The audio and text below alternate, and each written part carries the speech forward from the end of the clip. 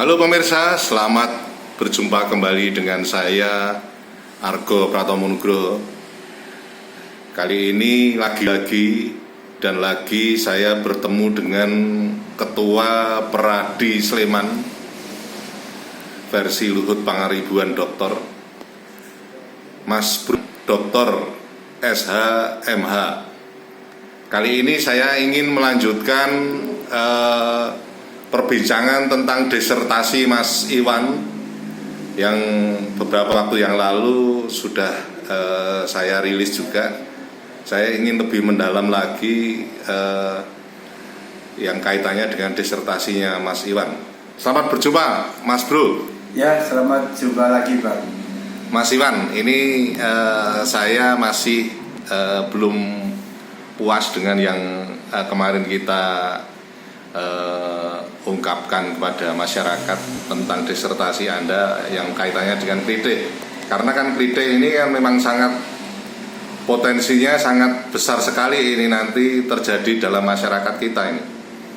Iya Bang, kalau kita melihat ke sana itu ini bisa menjadi kejahatan yang luar biasa kalau sampai penanganan klite ini salah kan gitu. Kenapa saya menulis dalam disertasi saya itu tentang klite, tentang kenakalan anak-anak di bawah umur, terutama yang dilakukan di wilayah hukum Yogyakarta kan itu. Nah, karena saya melihat ketika 2018 saya menjadi pengacara klite pertama di Jogja, itu saya melihat dalam penerapan sistem peradilan pidana anak ini tidak sesuai kan itu, tidak sesuai kan, untuk anak-anak. Karena apa, dalam prakteknya itu tetap masih dilakukan seperti penanganan orang dewasa, padahal ini adalah anak-anak, itu harus penanganannya khusus, tidak bisa seperti orang dewasa gitu. Artinya Anda melihat dalam praktek hukum yang terjadi itu disamakan itu ya? Iya, anak-anak dengan dewasa disamakan. Itu ya kelihatan sekali dalam undang-undang SPPA, Sistem Peradilan Pidana Anak, itu sudah dijelaskan dalam pasal 34 Undang-Undang Nomor 11 Tahun 2012 bahwa karena ini anak-anak, di situ tertulis bahwa jaksa penuntut umum demi penuntutan itu hanya bisa menahan 5 hari. Setelah itu bisa diperpanjang lagi oleh majelis hakim, itu juga hanya 5 hari. Dan ayat 3-nya ketika itu sudah terlampaui semua, itu anak-anak itu harus dilepaskan. Kan itu undang-undangnya. Prakteknya? Dalam prakteknya begitu dan sampai vonis sampai ini tidak pernah dilepaskan. Sebagai contoh, mama yang barusan ini terjadi setahun yang lalu itu klite yang ada di Gedong Kuning. Padahal jelas-jelas itu salah tangkap. Anak-anak itu tetap ditahan sampai sekarang sudah setahun lebih. Ini tidak ada penerapan pasal 34 itu tidak ada. Seperti itu. Nah ini kan kasihan masa depannya anak-anak. Belum lagi anak-anak itu belum tentu salah. Karena apa? Pas kejadian, kronologis kejadian, banyak fakta, banyak saksi, itu anak-anak itu tidak di situ, gitu loh. Tapi bisa untuk mengakui dengan berbagai intimidasi yang dilakukan oleh penyidik. Nah ini yang kita kesulitan untuk mengungkapkan. Nah dari seperti itulah dulu 2018 itu yang akhirnya menginspirasi saya untuk mengangkat ini. Jadi cara penanganan klite tidak harus seperti itu.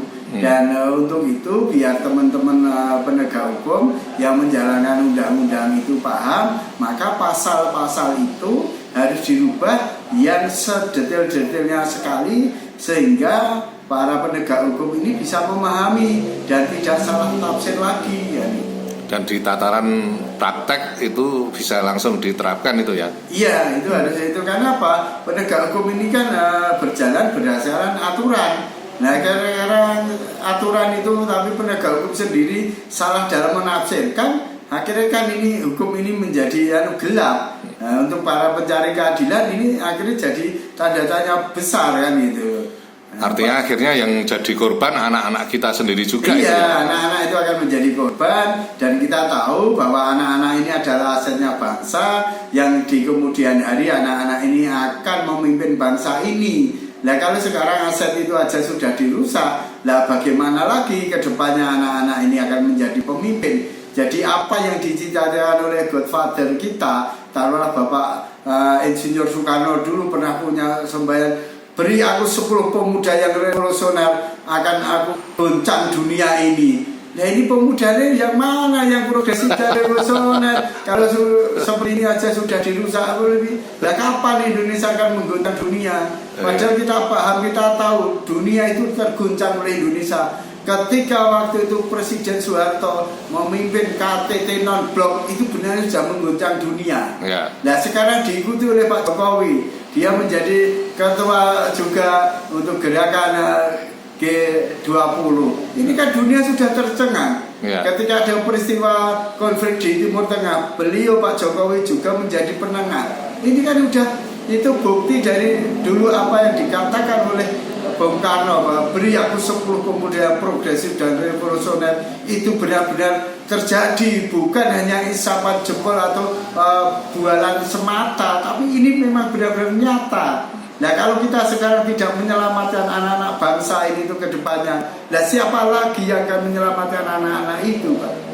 Dan Pak Jokowi lahir dari rakyat kecil juga itu ya, artinya bukan dari darah biru atau dari darah apa itu ya. Iya, bahkan Jokowi, kan dia pernah digusur juga toh itu harusnya dalam sejarahnya itu. Nah, makanya dari itu Pak Jokowi kan memang berdarah dari rakyat kecil, merasakan derita jeritnya rakyat kecil seperti apa. Maka ketika beliau menjadi pemimpin, menjadi presiden ini bisa arif dan bijaksana untuk membela rakyat kecil, walaupun kebijakan Pak Jokowi selalu ditentang oleh para pengrusak bangsa ini dengan berbagai cara, berbagai namanya politik ya. Semua secara dihalalkan untuk bisa menjatuhkan Pak Jokowi. Tapi semua harus ingat bahwa semua yang atur adalah Tuhan yang Maha Kuasa. Jadi Pak Jokowi juga bisa tetap selamat, karena nawaitunya Pak Jokowi adalah membangun bangsa ini untuk kesejahteraan rakyat kecil.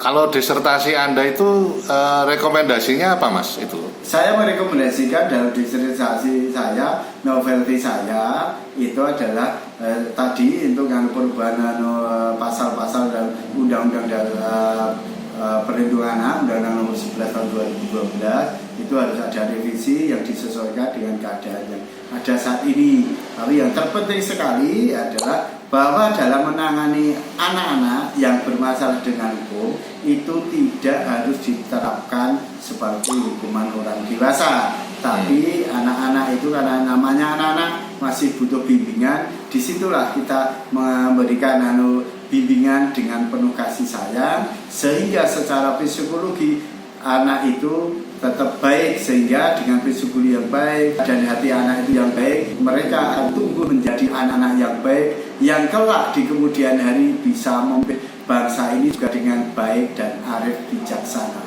Berarti Anda tetap menekankan pada edukasi pada anak-anak itu ya?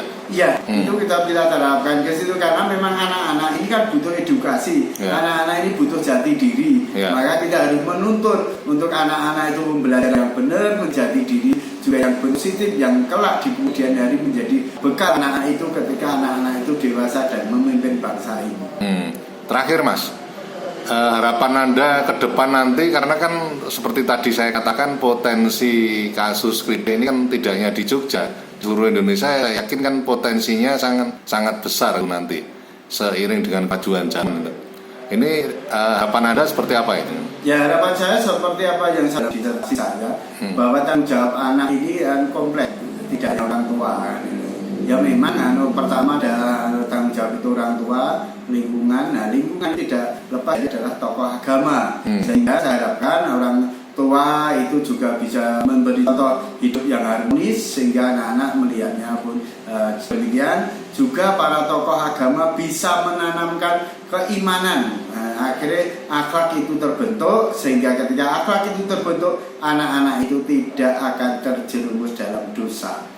Seperti contoh itu taruhlah di Belanda sekarang, yang kita ke HP aja masih mengadopsi Belanda, dan di Belanda saja sekarang penjara itu sudah kosong, tapi tempat kita ini seperti ini. Nah, menurut artikel yang saya pernah baca, di sana itu sudah diterapkan ketika melanggar aturan itu ibaratnya dia melakukan dosa, dan sanksinya kalau dosa kan Tuhan akan masuk ke neraka kan. Itu doktrin itu oleh bangsa Belanda diyakini dan menjadi pegangannya. Nah, harapan saya apa yang diberikan oleh para tokoh agama ini bisa menjadi doktrin bagi generasi muda, sehingga generasi muda ini ketika mereka melakukan suatu kesalahan itu dia akan menyesali dan itu akan merasa dosa, sehingga mereka tidak mau melakukan kesalahan itu, sehingga tatanan bangsa ini bisa baik. Oke, terima kasih Mas Iwan. Ya Bang, sama-sama Bang, sampai jumpa lagi. Oke, nanti lain kali saya akan datang lagi. Nah pemirsa, akhirnya saya Tom Nugroho terima kasih atas perhatian Anda. Sampai jumpa.